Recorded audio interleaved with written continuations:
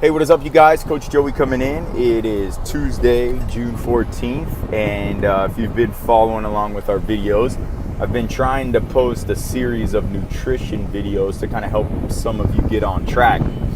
So just to kind of backtrack a little bit, the first video we did 2 weeks ago talked about simply logging what you eat, and that being a starting point for a couple of different reasons. And if you missed that, you can go back and check it out.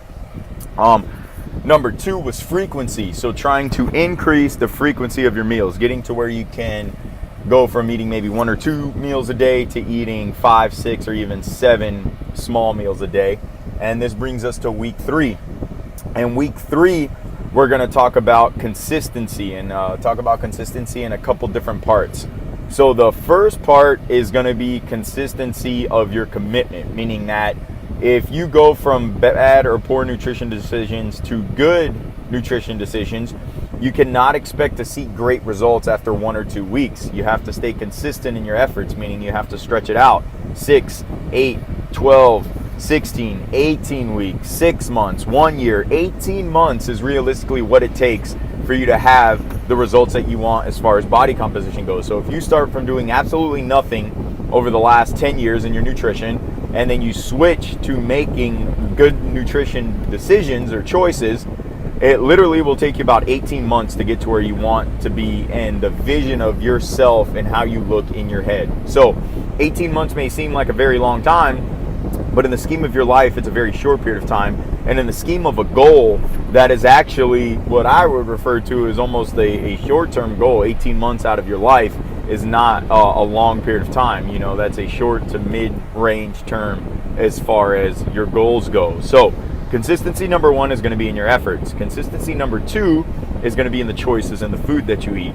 Now, it's easy for me to tell everybody who comes into the gym, for 6 or 7 meals a day, you need to eat 4 to 6 ounces of chicken breast, either a half or a whole sweet potato, 2 cups of organic broccoli, and then serving of grass-fed butter. And literally do that 6-7 times a day for 18 months, and you'll look exactly how you want to look. I guarantee it. The problem with that is that becomes pretty difficult. It's monotonous. It's very, very hard to keep sight of your goal when it becomes miserable. Now, I'm not saying that some people don't choose to do that. As far as consistency in the food, meaning you eat the same exact thing every single time, every single day, that will yield you the greatest results as far as consistency goes, but it makes it more difficult, and I understand that as a person. So the next thing that we look at as far as consistency is going to be at the top end, calorie intake per day. And then as we start working down a little bit lower than that, the macros and micros. So the most important things that we want to pay attention to when it comes to our nutrition is going to be proteins, carbohydrates, and fats. Saturated fats, complex or simple carbs, and yada, yada, yada does become important once you get to that level. But at least at a starting point, you want to gear in the realm of that. So there's obviously some formulas to come up with when you're trying to determine how many calories you need to eat during the day. Usually it's based on male, female, age, body weight, lean muscle mass, and then activity level, which there is ways that we could figure that out. So if anybody's ever interested, let me know, and I'll be more than happy to do a consult with you, barring you're ready to start tracking your nutrition. That's usually one of the requirements before I personally will sit down and spend some time with you, but you can research and come up with those numbers on your own.